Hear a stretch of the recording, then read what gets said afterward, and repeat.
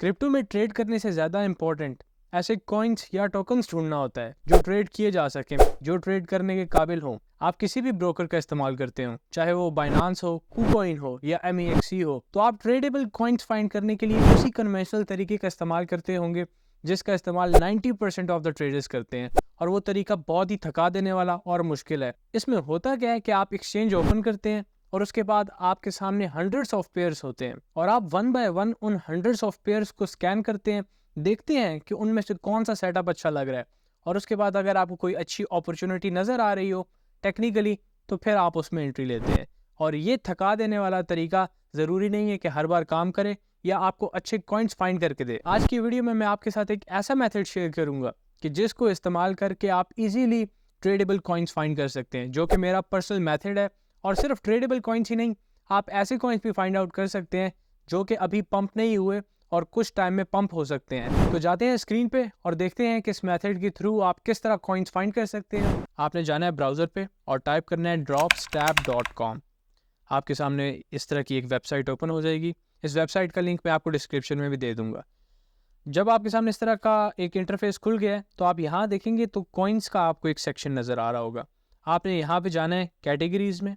जब आप कैटेगरीज़ पे क्लिक करेंगे तो आपके सामने क्रिप्टो करेंसीज़ की मुख्तलिफ कैटेगरीज़ आ जाएंगी। ब्लॉकचेन हो गई, आपके सामने डीफाई की कैटेगरी है, इंफ्रास्ट्रक्चर की है, सेंट्रलाइज एक्सचेंजेस का है।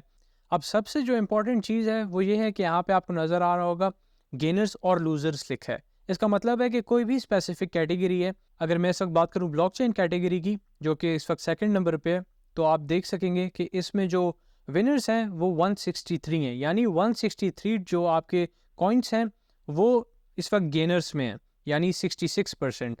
और अगर आप लूजर्स में देखें तो 83 जो कॉइन्स हैं वो लूजर्स में हैं, जो कि टोटल कॉइन्स का 33% बनाता है। तो सबसे इंपॉर्टेंट चीज़ आपने गेनर्स और लूजर्स देखना है। कोई भी कैटेगरी हो उसमें गेनर्स की परसेंटेज ज़्यादा होनी चाहिए एज़ कम्पेयर टू लूजर्स। जिस तरह अभी हमने बात की ब्लॉकचेन की, तो इसमें 67% गेनर्स हैं और 32% लूजर्स हैं। तो इसमें हमें अच्छे ट्रेडेबल कॉइन्स मिल सकते हैं। आपने क्लिक करना है इस पर और आपके सामने ब्लॉकचेन कैटेगरी के सारे कॉइन्स ओपन हो जाएंगे। आप देखें तो यहाँ पे टाइम फ्रेम लिखा हुआ है 24 आवर, 7 डेज़ और साथ ही प्राइस मेंशन है और मार्केट कैप कॉइन्स के सामने उनका मेंशन है। तो जितना कम मार्केट कैप होगा उतना ही कॉइन के लिए बेनिफिशियल है, क्योंकि उसको थोड़ा सा वॉल्यूम चाहिए होगा और वो अच्छा खासा रिटर्न दे देगा। इसके बाद हम नीचे आते हैं और देखेंगे कि 24 आवर्स में कौन सा ऐसा कॉइन है जो कि अभी पंप नहीं हुआ। आप देख सकते हैं कि इस वक्त सारे ग्रीन है, यानी सारे पंप हुए हुए हैं। और ICP इस वक्त एक कॉइन है जो कि पंप नहीं हुआ ब्लॉकचेन कैटेगरी का। अगर इसका मार्केट कैप देखें तो 1.4 बिलियन है। मार्केट कैप ज़्यादा है, इसलिए मैं इसको पर्सनली ट्रेड नहीं करता, लेकिन आप इसको कर सकते हैं कम प्रॉफिट के लिए। हम सिंपली जाकर ट्रेडिंग व्यू पे ICP सर्च कर लेंगे और टाइम फ्रेम आपने देखने कि आप किस टाइम फ्रेम पे एनालाइज कर रहे हैं। यहाँ पे अगर आप देखें तो इस वक्त मैंने 4 आवर पे चार्ट ओपन किया है। और अगर आपको एक अच्छा सेटअप मिल रहा हो, यानी अगर मैं यहाँ से ट्रेंड लाइन ड्रॉ करता हूँ तो इस वक्त अपनी रेजिस्टेंस से रिजेक्ट हो रहा है ये, तो ये इस वक्त ट्रेडेबल नहीं है। जो मेरी पर्सनल स्ट्रेटजी है वो मैं आपके साथ किसी दिन शेयर करूँगा। आप मुझे कमेंट सेक्शन में बता सकते हैं कि मैं आपके साथ क्या पर्सनल स्ट्रेटजी भी शेयर करूँ या नहीं। आप उसके बाद और कॉइन्स देख सकते हैं। नीचे आए तो आप देखें एल्गो है। अब हम एल्गो जाके सर्च करते हैं। एल्गो को हम अगर देखें तो एल्गो में हमें शायद कोई पोटेंशियल नहीं। अगर ये सब इस रेजिस्टेंस को ब्रेक कर दे और फिर रीटेस्ट करने आए तो इसकी एक एंट्री बन सकती है। तो ब्लॉकचेन की कैटेगरी में हमें कोई अच्छा कॉइन नहीं मिला। हम जाते हैं दोबारा कैटेगरीज में और फिर फर्दर आगे ढूंढते हैं। आप यहाँ पे देखें तो डीफाई की कैटेगरी काफ़ी अच्छी लग रही है, जिसमें 67% गेनर्स हैं। आपने क्लिक कर देना है इस पर।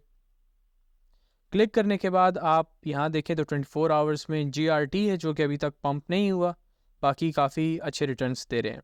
तो आपने GRT सर्च कर रहे हैं।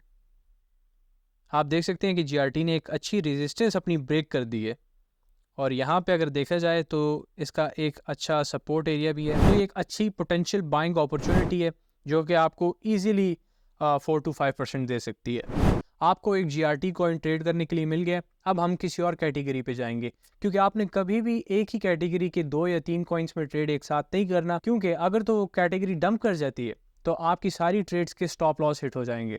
तो आपने उसके बाद कैटेगरी चेंज करनी है, क्योंकि आपको डीफाई की कैटेगरी से एक कॉइन मिल गया है। एक कॉइन हमने फाइंड कर लिया है। मैं आपको एक और कॉइन भी ढूंढ देता हूँ ताकि आपको फर्दर क्लैरिफिकेशन हो जाए। हम नीचे आएँ तो ये आप देखें कि लेयर 2 की कैटेगरी है जो कि 84% इसमें गेनर्स हैं, यानी ये काफ़ी अच्छे रिटर्न्स दे रहे हैं। हमने सिंपली इसमें आ जाना है और इसमें आने के बाद हमने वो कॉइन देखना है जो कि पंप ना हुआ हो और जिसका मार्केट कैप भी कम हो। हम अगर नीचे आएँ तो आप देख सकते हैं एस्टर, इसका मार्केट कैप भी $200 मिलियन है और बाकी सब पंप हो चुके हैं, ये पंप नहीं हुआ। अब हमने जाके टेक्निकली इसको देखना है कि क्या ये ट्रेड के काबिल है।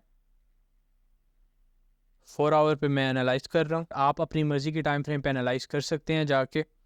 सिंपली 4 आवर पे अगर मैं यहाँ पे देखूँ तो इसने रेजिस्टेंस ब्रेक कर दी है और आप देख सकते हैं कि रेजिस्टेंस ब्रेक करके रीटेस्ट करके ये ऊपर भी जा चुका है।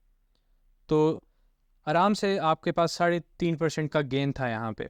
अगर आपको ये नीचे रीटेस्ट करता हुआ मिलता है तो आप यहाँ देख सकते हैं कि काफ़ी इंपॉर्टेंट सपोर्ट एरिया भी है इसका, साथ ही ट्रेंड लाइन का सपोर्ट भी होगा।